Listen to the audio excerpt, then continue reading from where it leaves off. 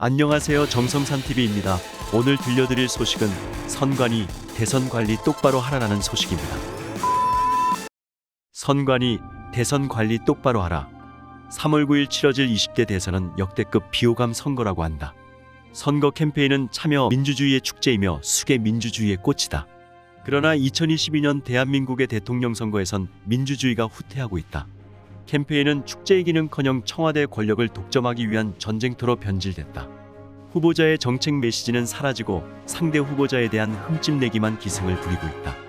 방송사들은 시청률에 집착한 나머지 캠페인을 희화화하고 있으며 후보들은 향후 대한민국을 어느 방향으로 끌고 가려 하는지 비전을 제시하지 못하고 있다. 무엇보다 초유의 오미크론 코로나 팬데믹으로 인해 국민은 투표 당일 어떻게 참정권을 행사해야 하는지 우왕좌왕하고 있다. 정부와 선관위는 코로나 팬데믹 상황에서 국민의 눈높이로 투표 절차와 방법을 알기 쉽게 홍보해야 한다. 한마디로 2022년 대선은 유권자 입장에서 제대로 된 정보가 전달되지 않는 깜깜이 선거다. 깜깜이 대선이 발생한 가장 큰 원인은 행정부와 중앙선거관리위원회, 사법부가 제대로 작동하지 않고 있기 때문이다. 그 중심에는 독립헌법기관들에 대한 국민의 불신이 자리 잡았다. 확진자, 자가격리자 등의 투표 참여 방법은 우선 행정부를 보자. 무엇보다 심각한 건 오미크론 코로나 팬데믹 상황에서 수만 명 혹은 수십만 명에 이를 수 있는 확진자, 자가격리자나 밀접접촉자들이 어떤 방식으로 투표에 참여해야 하는지 명확한 설명을 듣지 못하고 있는 점이다. 선거를 불과 한 달 앞둔 2월 8일 문재인 대통령의 코로나 확진자와 자가격리자 중 투표할 수 있는 경우는 투표권이 보장되어야 한다는 지시가 있고서야 질병관리청, 행안부, 보건복지부와 중앙선거관리위원회가 움직였다. 이유는 한 가지. 선관위가 청와대의 눈치를 보고 있어서다.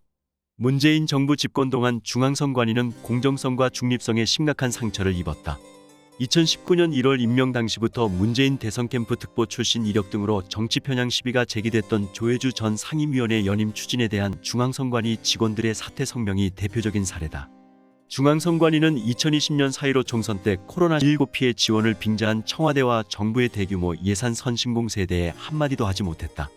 2021년 4.7 서울시장 보궐선거 때 선관위는 더불어민주당을 연상시키는 파란색의 택시 랩핑 광고를 제작해 논란을 자초했다.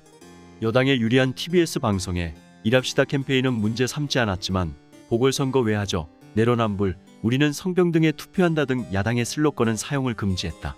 이는 지나친 선거 개입이며 표현의 자유를 훼손하는 결정이었다.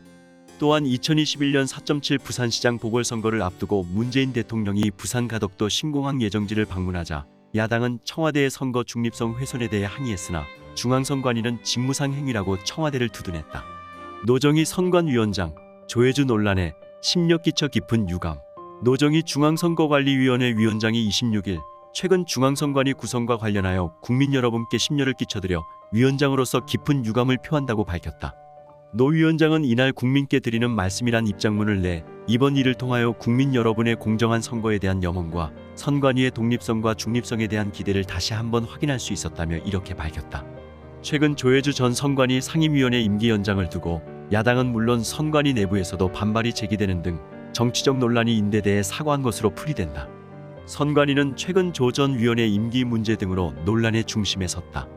문재인 대통령의 대선 캠프 출신이라 임기 초반부터 야당으로부터 정치적 중립성 비판을 받았던 조 전 위원이 임기 만료일을 앞두고 선관위 관리에 따라 사표를 제출했지만 문 대통령이 이를 반려하자 논란이 제기된 것이다.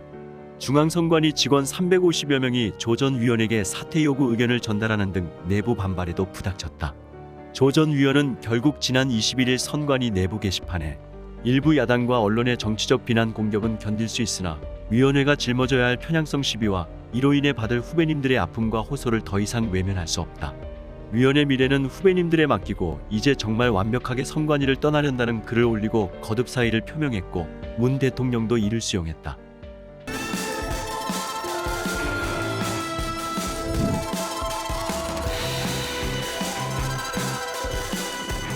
이상으로 정성산TV 마치겠습니다. 정성산TV 구독, 좋아요, 알림 설정 부탁드립니다. 감사합니다.